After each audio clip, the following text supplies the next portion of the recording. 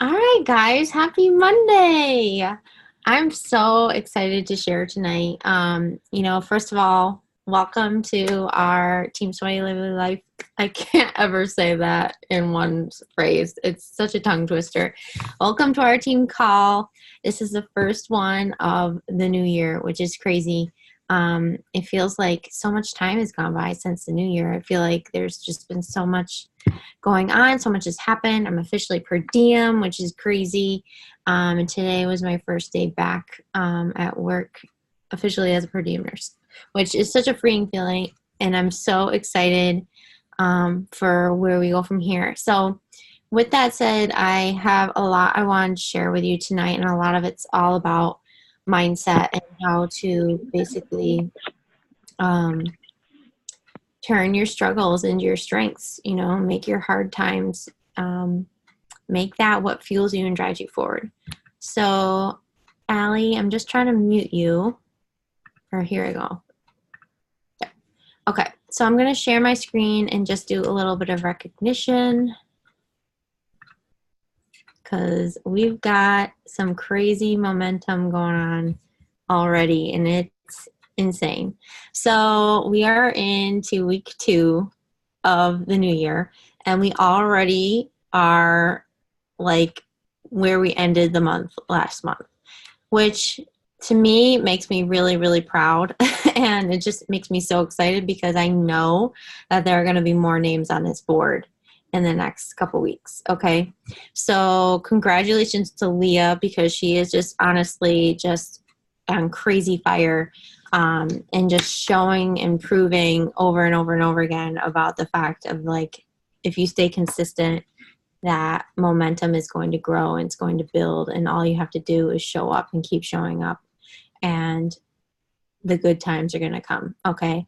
The yeses are going to come. And a lot of the people, you guys, like, that she has signed in the last week, because we were talking about, are people that she's been talking to for months, so it's just proof once again that you have to keep reaching out, inviting, following up, and just keep going, because people are watching, people are trusting in you, and if they see you disappear, then you're losing that trust, you're losing that momentum. So congratulations to Leah, and we've got Alex there, and Kelly, which is my mother. If you don't know that, she is my other business center, I guess you could say, that I control. So I'm going to then just get right into the meat of it.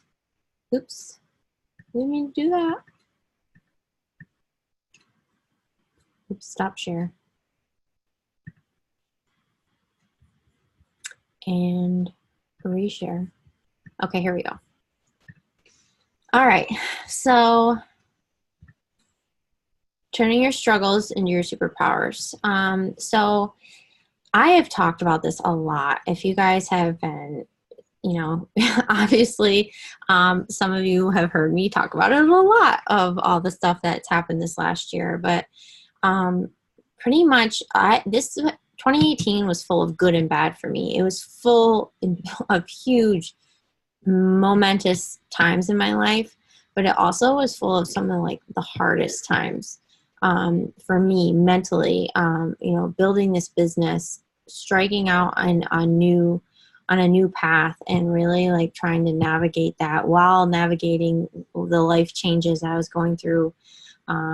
It was a hard year, but all throughout that, I learned some really crazy valuable lessons that I'm trying to take into this next year. And what my goal is that I'm going to want to help you, like, get into this mindset, now, and just understand and maybe learn from some of the things that I've learned this last year.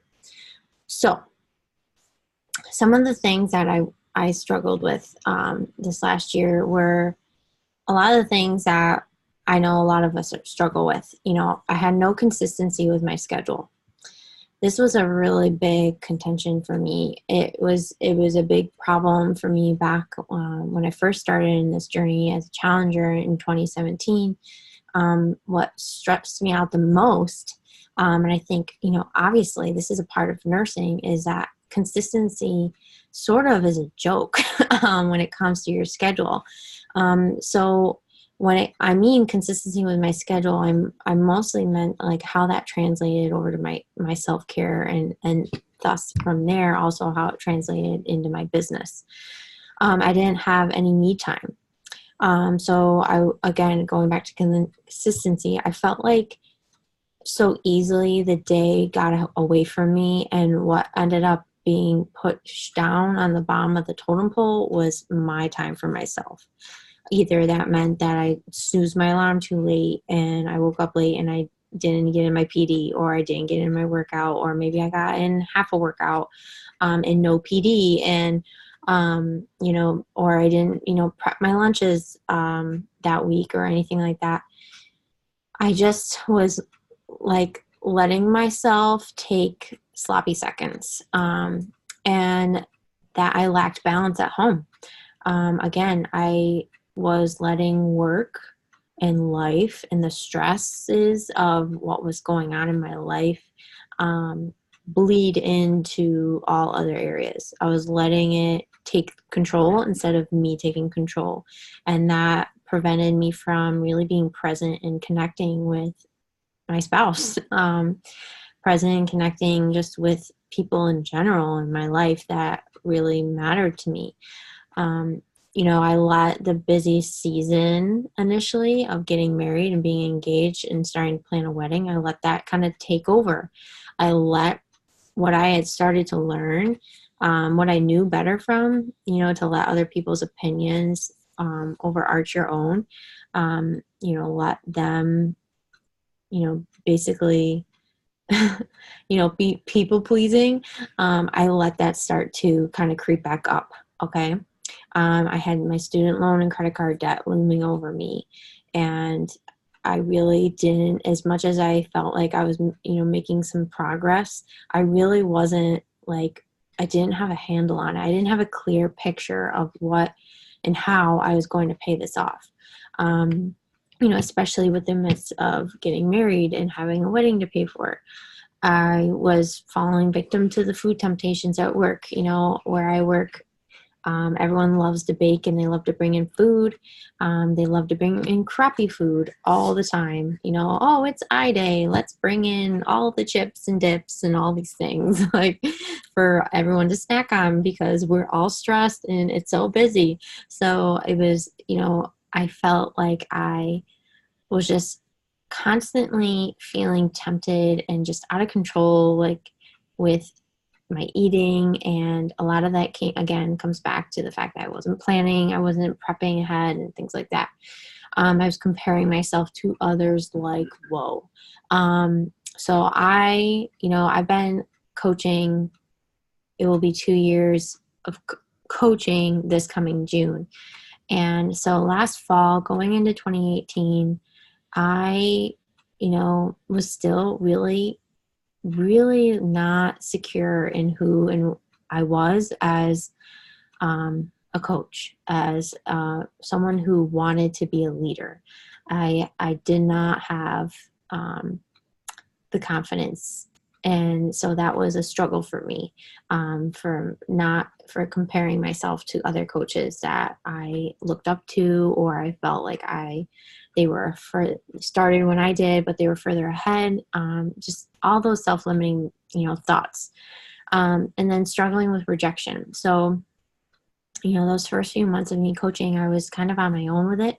And I really remember that winter, that was when I really started to feel like I was running out of I didn't really have a warm market, but those people that I generally knew, my friends from college and things like that, people that I kind of knew that were my first initial customers, those first few months, first clients, those started to dwindle. And I really started to, again, needing to lean in to, okay, I need to be more confident with the fact that I am growing a business and that I am sharing my story. And I'm going to need to connect with people I don't know. And how am I going to do that? Well, I wasn't being consistent with my inviting in my reach outs, and I wasn't being, I had no and again, that I wasn't coming from a confident place. And I feel like that was where I found I was struggling as well. Okay, so these are a lot of like the things that I was dealing with in the beginning of 2018 last year. Things throughout last year that I had really like working, and I was constantly, kind of like going through these many different phases of trying to work through all these things. So now I want to tell you how I took those struggles and I reverse engineered them, and I chose to turn them into strengths. Okay. So the concept behind this is essentially a concept I took from Moira Kusaba, who is one of the top 10 coaches in the company. When she talks about creating the vision for your life, this is how she does it. She wants you to talk about things that you don't like, the feelings that you absolutely hate to feel, and state the opposite. How do you love to feel? And wherever that is, then you reverse engineer it to like, what do you need to do to cultivate those feelings?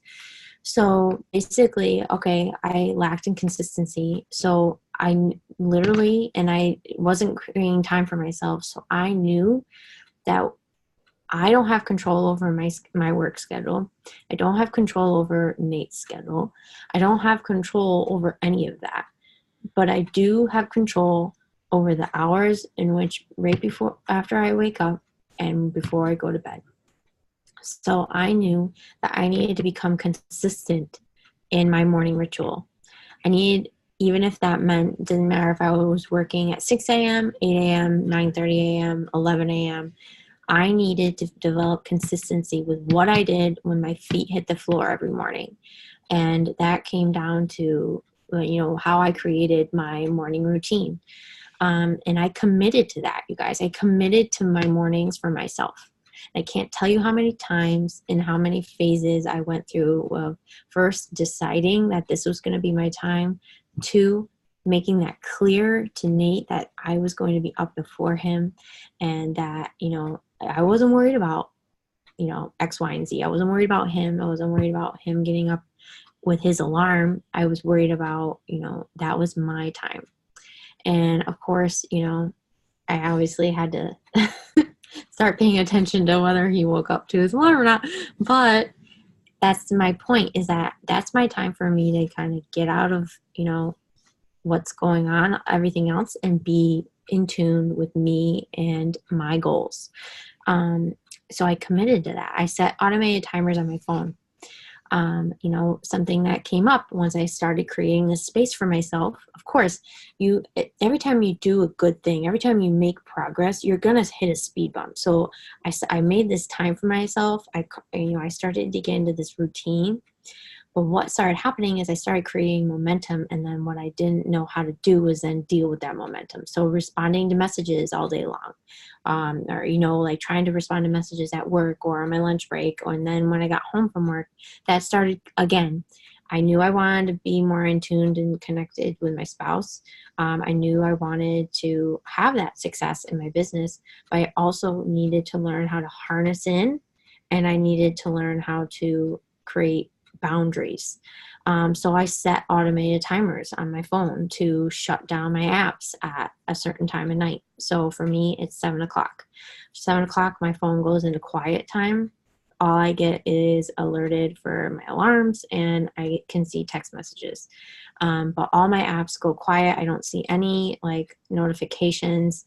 And for me, that's another big trigger, is just make sure you don't have notifications showing up or dinging on your phone at any point in the day, because again, it comes down to being intentional with your time. So when you go into Facebook, you're going in to check in with your group or post something to your page or X, Y, and Z, not to go scroll or, get lost in the freaking rabbit hole of notifications. But same thing with Instagram. So this is sort of like my,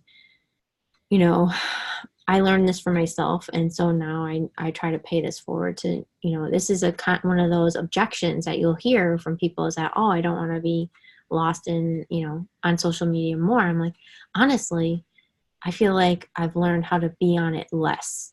Be on it less because I'm not on it to get lost in, just the feed. I'm on it for responding for purpose. I'm on it to respond to or send out those invites, send out those reach outs, or respond to those messages, or post, what I want to share and move on.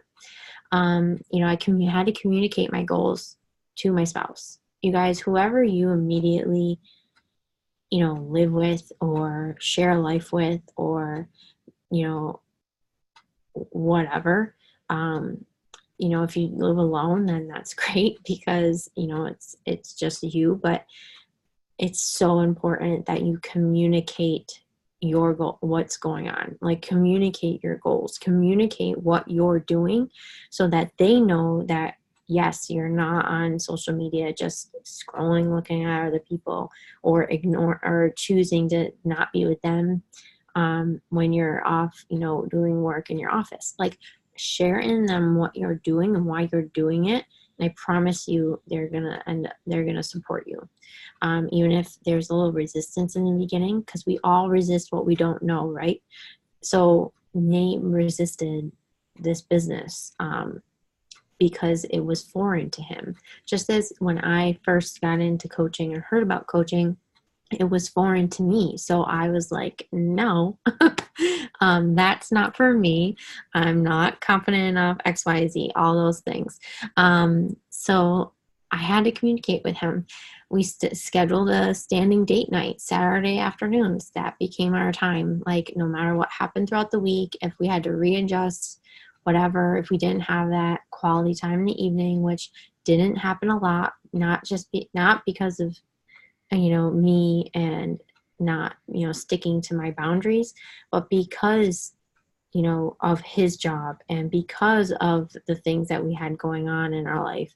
At any given point, any night he might not be home till 9:00 when I was home.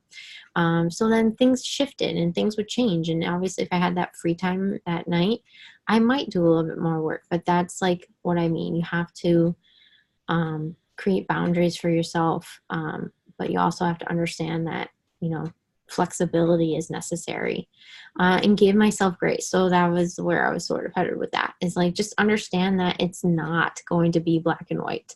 That the point is of you being intentional and being aware so that you can constantly gut check as you go along to get yourself back into a space where you feel like you're on the right path.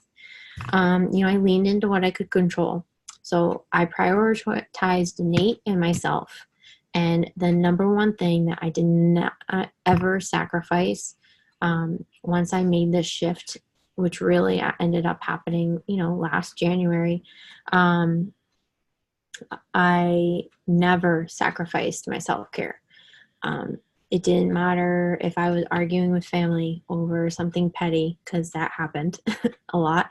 It didn't matter if I was arguing with Nate. It didn't matter if we were fighting, over whatever we were fighting about. It didn't matter if I was super stressed out at work, or if I felt like I was just really caught up in that. It didn't matter what happened. I always made sure I showed up for myself. If that meant that I poured more into personal development that day and I did a shorter workout, then I did that. If it meant that I, just, got in my workout no matter what, when I was doing 80-day obsession, that was really important to me to be, consistent with those workouts, even though they were longer. It was my time. At that point in the year, like, that was something that gave me really concrete focus, and made me feel really good. And so I made sure I did it. I cut out the excess. So I stopped worrying about reaching out to all those people, those friends of mine that weren't reaching out to me. I would, keep them in my thoughts, and here and there I would, but otherwise, if, it's sort of like that, bless and release mentality. I started to do that, you guys. Like, and honestly, it was the best thing I ever did. I started to just cut out, like, I didn't need all the clothes. It's silly things. Like, I didn't need all the clothes I had. I thinking like about how I used to, go online shopping and things like that, or go to Target and buy all this shit that I did not need, and just to fill a void. And here I was going through more hard, struggles, and it's almost like I had more on my plate these days, except I was becoming more and more clear with why, like with what I was feeling and what were healthier outlets for me to deal with that.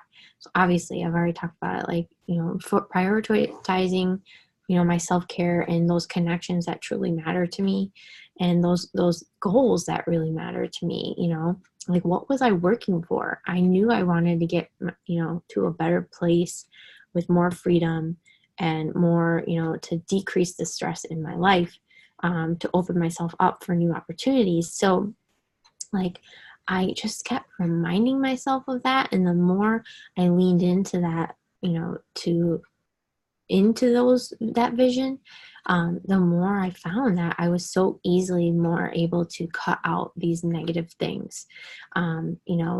It's not easy, especially if you do come from a people-pleasing mentality.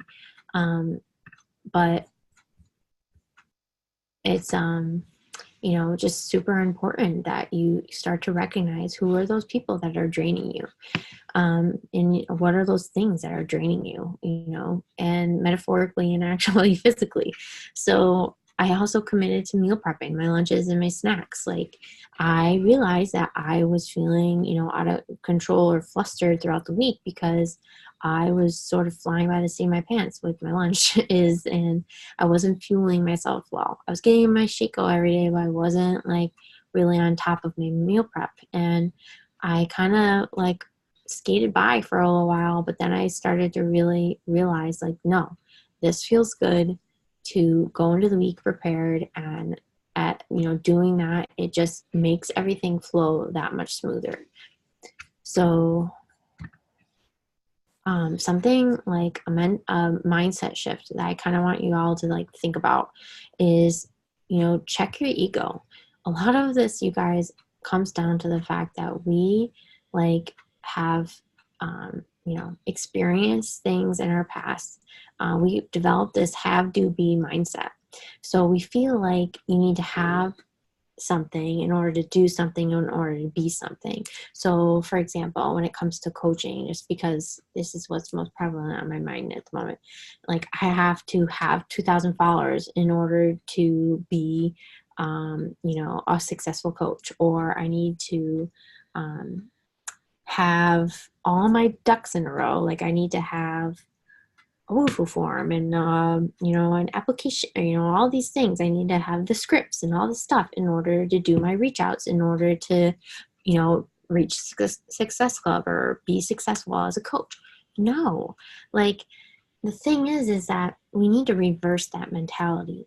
Like, you need to be showing up, and you need to be like doing your reach outs in order to, create those connections, in order to have that success, in order to build that trust, in order to have those people that send your forms and have, and like, it all is like, and we all want to have this I need to have mindset. That's a majority of the population has, but the people that really like find success are the ones that flip that around, that learn to be more present. So a have, do, be mindset is a low vibration mindset. Okay. That is not going to attract more positivity into your life. Okay. So we all know, and I believe in energy, and like high vibe energy attracts high vibe energy. So, and that leads me into my next point, is like understanding that a hard day is not a bad day. When we have hard days, I feel like all we do is focus on the fact that this feels hard. But that does not make it a bad day. You have to think about, why does this feel hard to me? Okay. And that's kind of like what I constantly had to ask myself all year long. Why does this feel so hard? Or, and I had to ponder on that, and I had to figure out where it was that I was struggling, so I knew where I had to lean in. So a hard day is not a bad day, it's a growth day. So if you can think about that in that mindset, it's going to change everything, okay? So hard seasons don't equal that this is how it's always going to be, okay? It's sort of like, I don't even know the phrase, but it's like that concrete mentality, like, oh God, this week, this is hard right now. Like, I'm not, nobody's saying yes and blah, blah, blah. So this is how it's always going to be. So I might as well quit. It's like, okay, well, for example, this last month, was especially hard. For me personally, we had a lot of personal things going on, and I could have chosen to like give in and accept, or think in this mindset that this is how it's always going to be, so I might as well just like throw in the towel.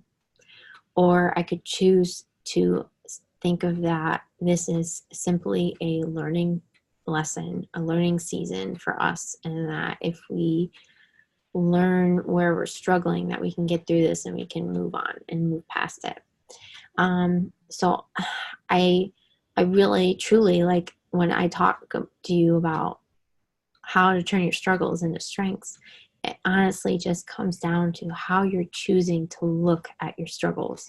So if you choose to look at them differently, like for me, I had to look at them differently and understand that my visions were really big.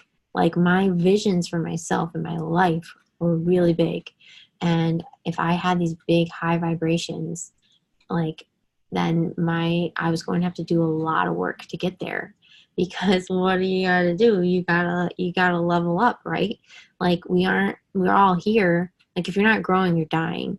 And I think, like, if you don't understand, if you don't get, a lot of people don't understand, is that life is literally a constant growing learning process. But a lot of us don't choose to believe that.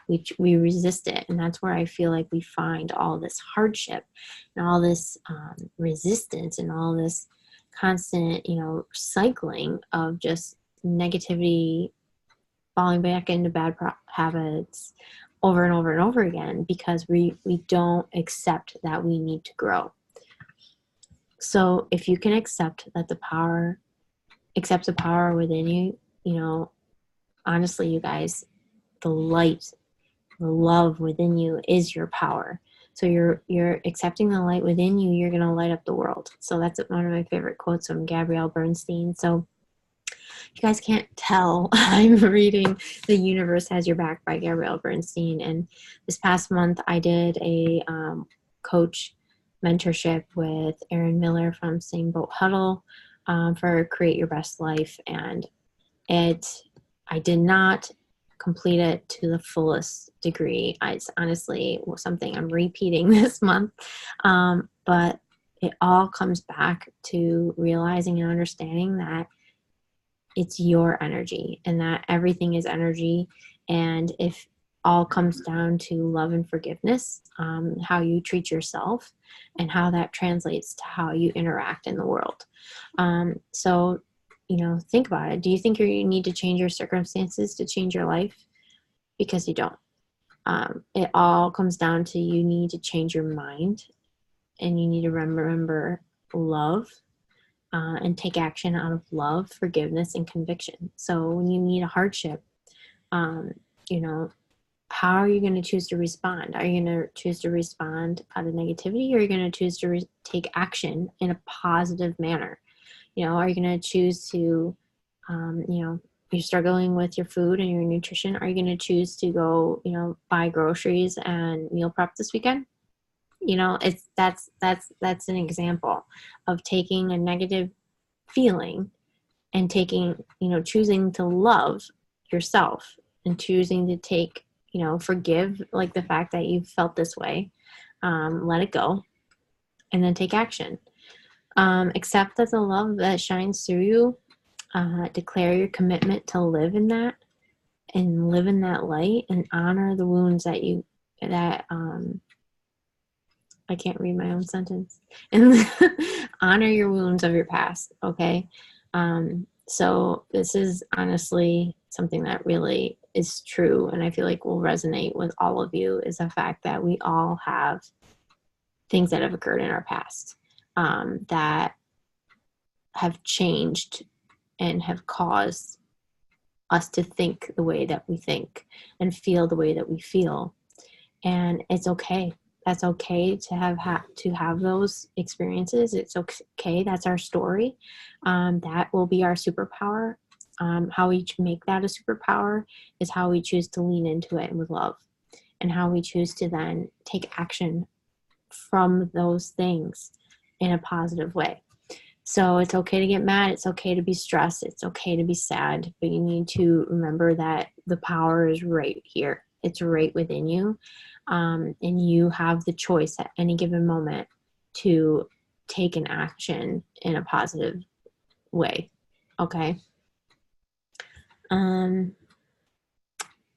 So as we are in the second week of the new year, we just got off this past week. We've been talking all about our intentions for this coming year.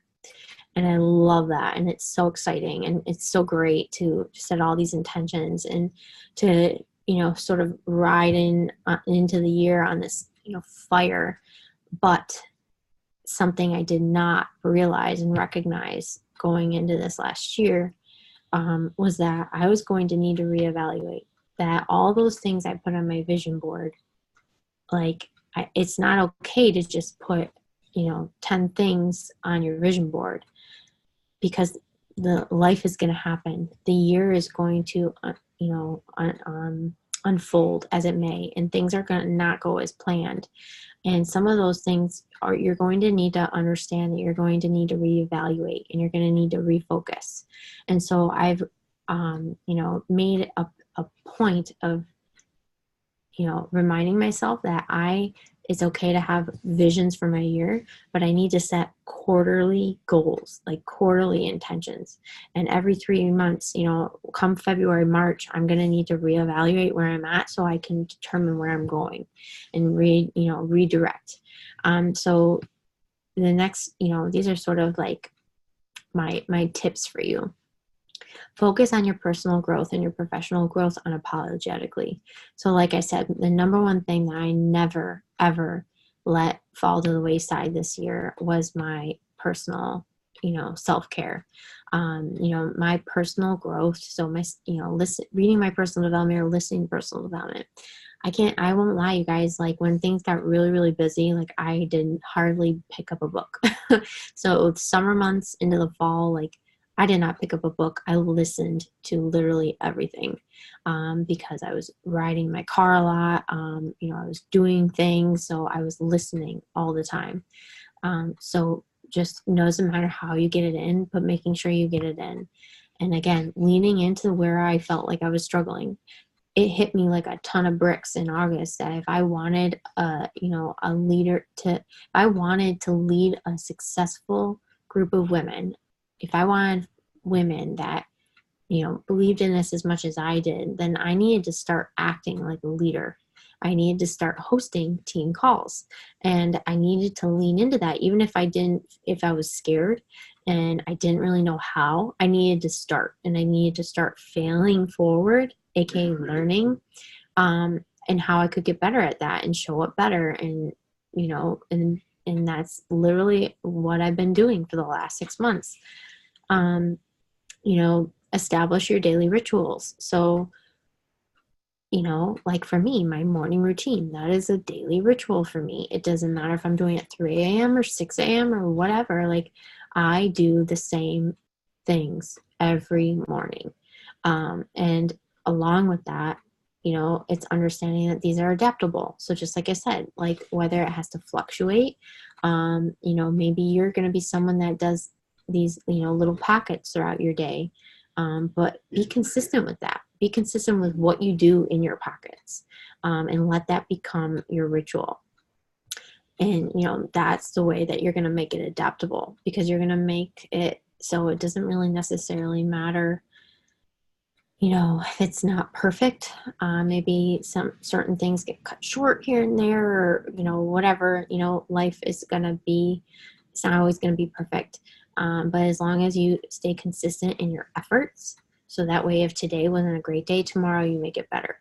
Tomorrow you make more time for that personal development. Tomorrow you make more time for the, follow-ups if you didn't get to all the follow-ups today or whatever.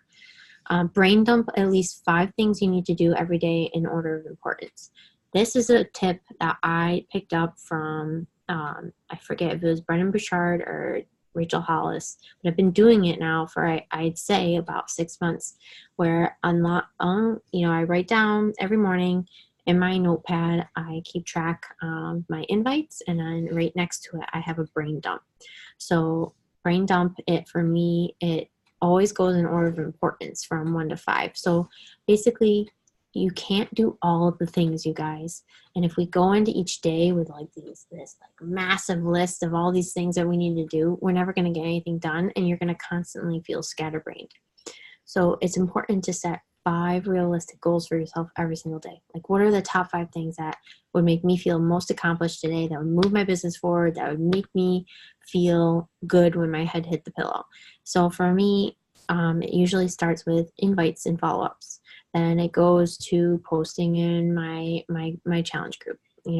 That's a way for me to show up in my business. And then typically from 3 down, it goes to things that I need to do either for my business that day, whether it's, sending out new coach emails, or, welcome emails to my new clients, or, sending out packages or cards or things like that to people, or working on our team call. Like, that was on my list today, like working on my presentation for my team call tonight. Whatever it is, leaving number 5, understanding that if you don't get to that, it's okay. Push it off to the next day, okay? And that goes on the next day's list. So this is a way, basically, the high performers, like, for them to be really intentional with what they're going to do with their day, and also to be really efficient, because you're going to get more things done if you don't, if you narrow it down to the things that are most important for moving you forward. And then just accept that the hard days, are going to come. Hard times are going to happen. Hard seasons are going to occur, and it's okay. You just have to decide, and you have to go into it now, knowing that when they do, you're going to honor the struggle, and you're going to choose to find the meaning in it. You're going to choose to, instead of thinking of it as acting against you, as happening for you. Because honestly, everything that's happened to me this year, I realized wasn't really happening to me. It was helping me become the leader that I want to be. It was helping me, lean into the woman, the confident woman that I really, really have always desired to be, but I wasn't there yet. I needed to learn. I needed to grow. I needed to experience some uncomfortable things in order for me to get over my own fears and to, move past that. So to end the call, I just want to end it with, this quote. Again, it's from Gabrielle, because I freaking love her. That I've learned that fear is simply an illusion based on past experiences that we project into the present and onto the future. And I just want you to take this, and I want you to think on it, and I want you to really let that sink in, because that is honestly, if we can just understand, that all the things that we are afraid of, that we are carrying and letting hold us back right in this present moment, are things from our past that we are letting project into our now, that we are letting project onto our future. We're letting it have control over what we think we can do and what we do. So if you can just accept it and really have that grace and, forgiveness with yourself, and choose to not let it be a negative part of your life, but instead of something beautiful and something that has molded you and shaped you and helped you get to where you are today, then you're gonna you're going to be able to cultivate that and turn it into your superpower. And you're going to make it be the fire and the light that drives you forward from here on out instead of the thing that holds you back.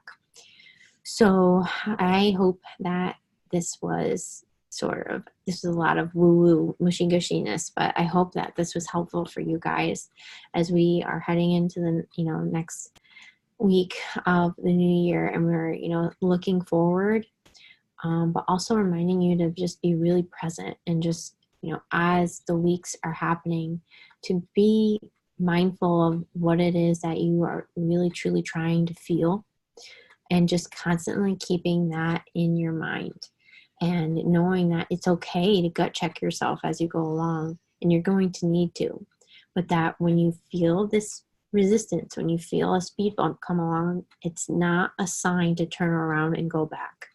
It just means that you need to maybe take a pause and maybe, go at a slower pace forward, so that way you can understand maybe you got to veer a little this way, or maybe you need to go that way, or, which direction do you need to lean into, and just understand that that's all it is. It's just a growing day. It's just a growing phase. It's not, a red flag saying you suck and you are not able to do this. Okay. So I hope you guys took a lot from that, and I thank you guys for all hopping on, and I hope you all have a good night. Bye.